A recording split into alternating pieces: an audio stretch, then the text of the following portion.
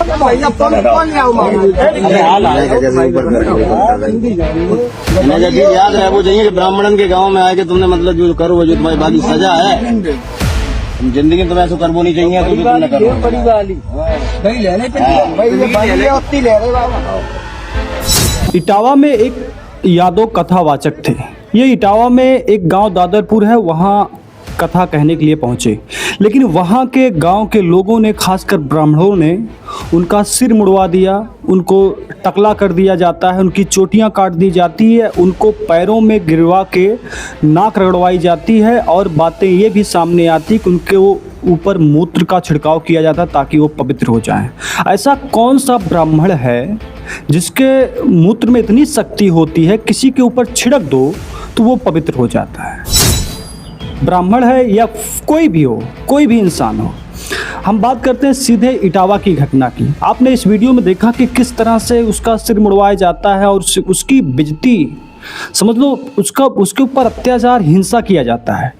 लेकिन सरकार इसमें, पुलिस अपना काम कर रही है, लेकिन जो सरकार चल रही है उसके किसी बड़े नेता का इस पर कोई बयान नहीं आता। तो ये दर्शाता है कहीं ना कहीं, खुले तौर पे नहीं पर अंदरूनी के तौर पर सपोर्ट कर रही है सरकार। 21 जून की बात है, इटावा के बकेवर थाना क्षेत्र के दादरपुर गांव में श्रीमद् भागवता कथा कहने के आयोजन हुआ। कथावाचक मुकुटमणि यादव और उनके सहयोगी संत सिंह यादव कथा के लिए बुलाए जाते हैं। आयोजक होता है जयप्रकाश तिवारी के यहाँ और उनकी पत्नी रेणु तिवारी के घर। लेकिन पहले ही दिन कथा के बाद गजब का माहौल बन गया। मुकुटमणि और संत सिंह का कहना है कि कथा के दौरान उनसे उनकी जाति पूछी गई। जब उन्होंने अपनी जात बताई कि हम यादव हैं, इसके बाद कुछ लोगों ने इनके ऊपर सीधा हमला कर दिया कि तुम ब्राह्मणों के गांव में यादव होकर कथा करने के लिए आए हो। उनके साथ मारपीट की जाती है। कुछ लोगों का ये भी कहना है कि उनके ऊपर हमला किया जाता है, फिर उनका सिर मुड़वाया जाता है, फिर उनके ऊपर मूत्र का छिड़काव किया जाता है पवित्र के लिए। सोचिए, शुरू हो गया, भागवत भी शुरू हो गई। शाम को उन लोगों ने पता लगाया होगा, तो वो बोले कहाँ के रहने वाले, तो हमने काम रहने वाले तो कानपुर के हैं। यहाँ छल्ला भी हमको हो गए, 20 साल रहते क्या काम करते हो, तो हमने कहा पहले हम शिक्षक थे, स्कूल चलाते थे। क्योंकि जो मोदी सरकार आई तो उस समय प्राइवेट स्कूलों को बंद करवा दिया गया। इसके बाद फिर हम भागवत में लग गए। तो बोले कि तुम्हें पता चलता है कि चमार हो, हमने कहा हम चमार नहीं सर, हम यादव हैं। तो बोले कि आरडी दिखाओ, तो हमने कहा आरडी तो लाए नहीं, आधार कार्ड। बोले कि तो हमने कहा नंबर ले लो हमारा, हमारे घर से पता लगा लो।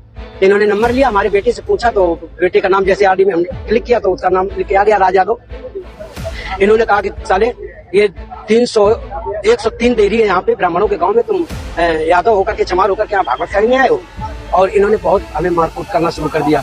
रात भर इन्होंने बहुत टॉर्चर किया सर, यहाँ तक कि हमारे बाल काट दे। और जो परीक्षित बना था, परीक्षित की मैडम से इन्होंने मूत्र, बोले भाभी आप अपना मूत्र ले आओ, उसे मूत्र से हमारे ऊपर छिड़का इन्होंने। बोले ये अब पवित्र हो गए, ब्राह्मण के मूत्र तुम्हारे ऊपर पड़ गया, अब तुम पवित्र हो गए, अब बताओ। अच्छा, तो इस घटना का वीडियो जब सोशल मीडिया पर वायरल हुआ, जिसके बाद मामला सुर्खियों में आ गया। कथावाचकों ने इसे जातिगत भेदभाव का मामला बताया और पुलिस ने शिकायत दर्ज की। लेकिन कहानी यहीं खत्म नहीं होती। आयोजक जो परिवार था, यानी कि तिवारी जी, विशेष रूप से रेणु तिवारी और जयप्रकाश तिवारी ने कथावाचकों पर गंभीर आरोप लगाए हैं कि रेणु तिवारी का कहना है कि कथावाचक मुकुटमणि ने कथा के बाद भोजन के दौरान उनके साथ छेड़छाड़ की। सोचिए, ये उनके ऊपर आरोप लगाया जाता है। परिवार का यह भी दावा है कि कथावाचकों ने अपनी जात छिपाई, फर्जी आधार कार्ड दिखाया जिसमें उनका सरनेम अग्निहोत्री बताया गया, जो ब्राह्मण समुदाय से संबंधित रखते हैं। आयोजकों का कहना है कि जब यह मामला सामने आया तो गांव वालों में आक्रोश फैल गया, जिसके बाद मारपीट और अपमान की घटना हुई।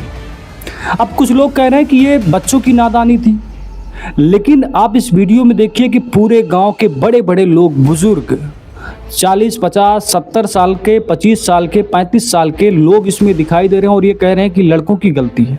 कैसे? पूरा गांव के बड़े लोग थे तो इसमें लड़कों की गलती कैसे हो गई? हाँ, ये बात अलग है कि सिर मुड़वाते समय जो उसमें दिखाई दे रहा है, जो सिर को मतलब टकला कर रहे हैं, वो लोग लड़के दिखाई दे रहे हैं। तो इस आधार पे गांव वालों को बचना चाहते हैं, मगर ये घटना बहुत निंदनीय है। इसके बारे में आप जितनी बातें करेंगे उतनी बातें कम है। और ये सिर्फ आज की घटना नहीं है, ये शुरू से चला आ रहा है। और ये तो हम लोगों का सौभाग्य है कि हमारे भारत में बाबा भीमराव अंबेडकर जैसे महान पुरुष पैदा होते हैं और उनके जरिए संविधान बनाया जाता है, वरना सोचिए आज हम लोग कहाँ होते। आज वही मानसिक और वही विचारधारा आज भी हम लोगों के ऊपर हावी होना चाहती है और यही कारण है कि खासकर एसटी दलित के लोग अब भगवान को कम मात्रा में पूजने लगे हैं। ज़्यादातर वो भीमराव अंबेडकर को मानने लगे हैं क्योंकि उनको सम्मान ही नहीं मिलता। पूजा करने के लिए जाए तो उनको शूद्र बता दिया जाता है, पंडितों को बुलाया जाए शूद्र बता दिया जाता है, मतलब जगह जगह उनको शूद्र शूद्र शूद्र इतना कहा गया कि वो लोग भगवान के ऊपर से उनका कहीं ना कहीं आस्था ही कम हो गई। अब वो भीमराव अंबेडकर को अपना भगवान मानते क्योंकि समानता की बात भीमराव अंबेडकर ने की थी। तो ये कौन विचारधारा है और कौन से लोग हैं? चलिए मान लेते हैं कि वो यादव समाज के थे, ब्राह्मण समाज के नहीं थे, लेकिन वो जो मुकुटमणि जी हैं जो कथा कहने के लिए गए थे वो कह रहे हैं कि हम पिछले 15 सालों से लगातार कथा कह रहे हैं। अब इनको जिसने बुलाया क्या उसको पता नहीं था कि ये किस समाज से आते हैं, या फिर इसकी मंशा ये थी कि इनको गांव में बुलाओ फिर गांव में बेइज्जती करके तब बताएंगे इनकी असली औकात क्या है। तो यहाँ औकात दिखाने की बात चल रही है। सवाल है, इस घटना के बाद पुलिस ने त्वरित कार्रवाई की। 23 जून को वायरल वीडियो के आधार पर आरोपी आशीष तिवारी, उत्तम अवस्थी, प्रथम दुबे और निक्की अवस्थी को गिरफ्तार किया गया, लेकिन इसके बाद आयोजक परिवार की शिकायत पर कथावाचकों के खिलाफ फर्जी आधार कार्ड और छेड़छाड़ के आरोप में FIR दर्ज कर ली गई। इस घटना ने सामाजिक तनाव को जन्म दिया है। समुदाय के संगठनों जैसे विश्व यादव परिषद और अहिर रेजिमेंट ने इसे जातिगत हिंसा का मामला बताते हुए प्रदर्शन किए हैं। 26 जून को बकवेट थाना प्रदर्शन के दौरान पुलिस पर पथराव भी हुआ, जिसमें एक पुलिस वाहन क्षतिग्रस्त हो गया। वहीं ब्राह्मण महासभा कथावाचकों को धोखाधड़ी और अभद्र व्यवहार का आरोप लगाते हुए उनके खिलाफ कार्रवाई की मांग की रहे हैं। समाजवादी पार्टी के नेता अखिलेश यादव ने इस मामले को उठाया और कथावाचकों को लखनऊ बुलाकर सम्मानित किया गया। उन्होंने इसे पिछड़े वर्ग से उत्पीड़न और कुछ लोगों से इसे सांप्रदायिक जातिगत साजिश का हिस्सा बताया। सवाल ये मानसिकता आज भी हमारे बीच में कायम है। आज भी कुछ ऐसे लोग हैं जो हमारे साथ बैठना नहीं चाहते। आज भी कुछ ऐसे लोग हैं जो हमें बुलाना तो चाहते हैं मगर हमारे लिए अलग थाली की व्यवस्था किया जाता है, अलग एक पतली लगाया जाता है ज़मीन पर, या कोई अलग एक मंच बना दिया जाता। पहले तो ज़मीन पर बैठाया जाता था, दूरी बनाया जाता था, लेकिन अब अलग मंड और जो व्यवस्था होती है, अलग एक समझ लो जगह की व्यवस्था की जाती है, मंडप लगाया जाता है कि आप इस जगह पर रहेंगे, इस जगह पर दूसरा लेंगे। तो ये चीज़ें आज भी चल रही है। आपकी जो राय है आप कमेंट में ज़रूर बताइएगा, पर मुझे लगता है कि ये घटना बहुत निंदनीय है और इसके खिलाफ कठोर कार्रवाई होनी चाहिए और ऐसी कार्रवाई होनी चाहिए कि दोबारा ये कभी हो ना।